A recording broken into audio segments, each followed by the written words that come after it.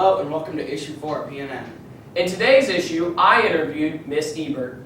Kirsten interrogated Miss Scott, Noah and Eli gave us an inside look on both sides of the drama department, and we'll start with Cayman showing us some new basketball highlights. Here we have the boys varsity versus the Fredericktown Freddies.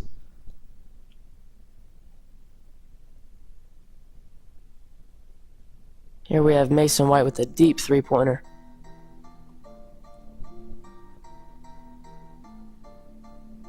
Good lanky steal by Garrett Linkus.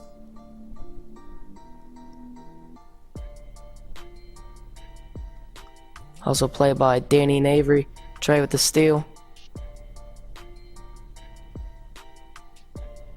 Trey driving down to the paint. The good layup.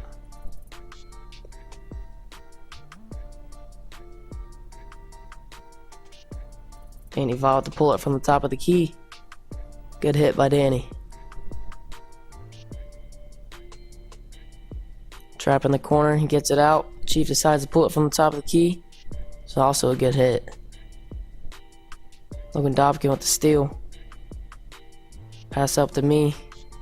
I dish it back to Logan with a nice little assist. Logan finishes right at the rim. Danny with the massive block off the backboard.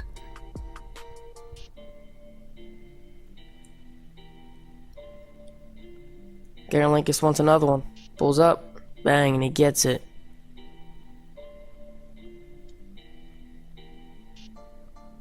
Good ball movement right there. Kick out to Danny, and Danny hits it. Boys would lose by 10, but they had good hustle that game. Here we have the girls varsity versus Ridgemont.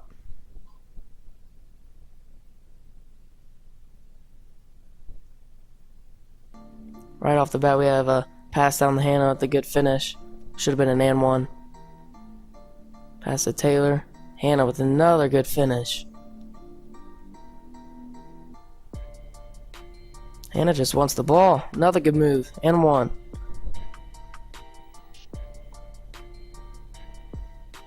Here we have Kinley. Got it with the pick. Going for a left-handed layup, and she gets it.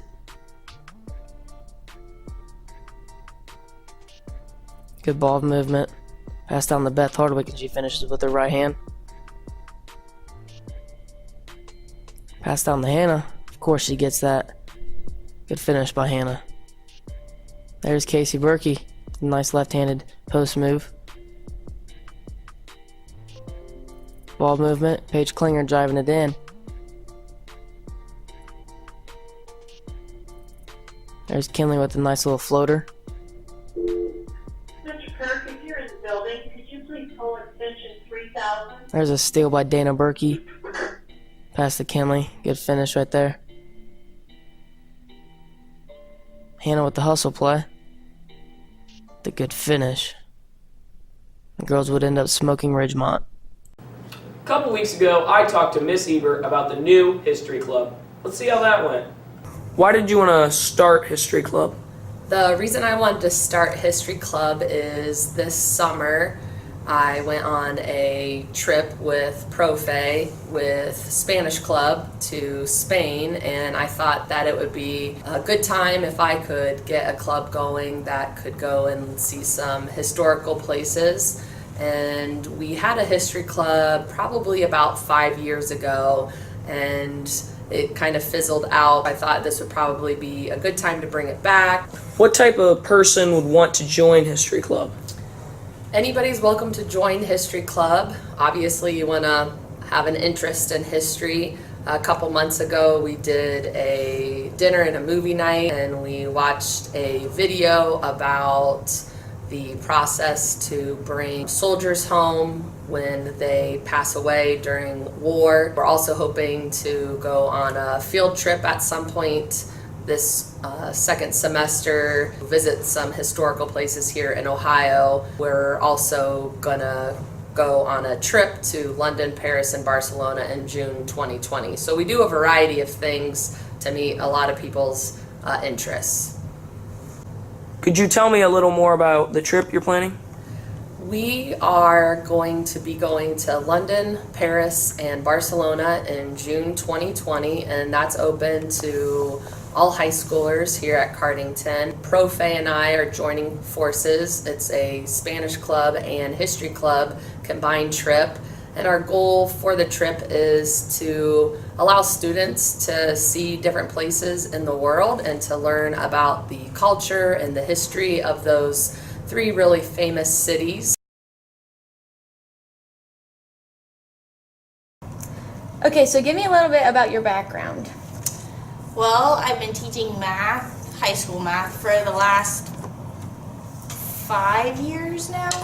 I've taught basically every math course possible. I've taught calculus all 5 years. I've taught geometry all 4 years. So I've had a nice variety of teaching experience, I guess you could say. What encouraged you to come teach at Cardington? Well, I wanted to move closer to my family, and the biggest thing for me was I wanted to teach still in a small school, not a really big school. I graduated from a big school, and I just wanted to kind of stay away from that environment, still get to know everybody in the school basically through teaching. How has the beginning of your school year been so far? It's been good. It's had its ups and downs and some interesting curveballs, that's for sure. Everybody is very, let's say, a lot more vocal than expected, as you could say.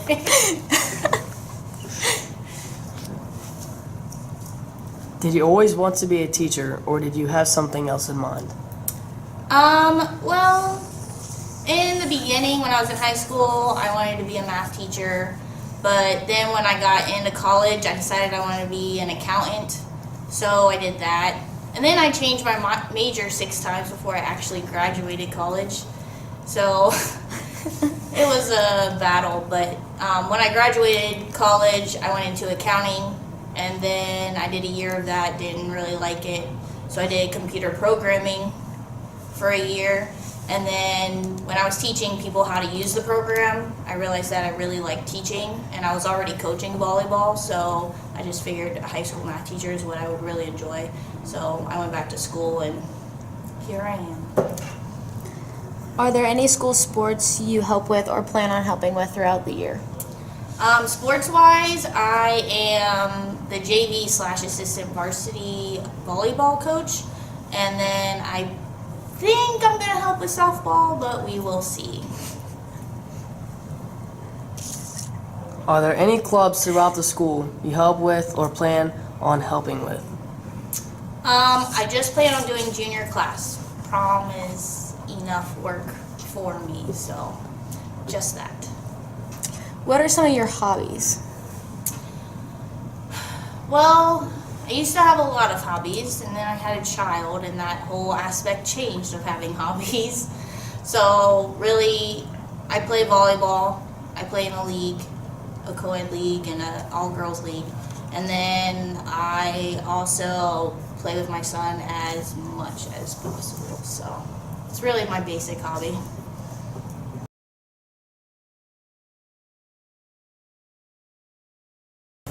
What do you do in the set crew? We basically, we make the show come to life. We are, what kind of puts the show on.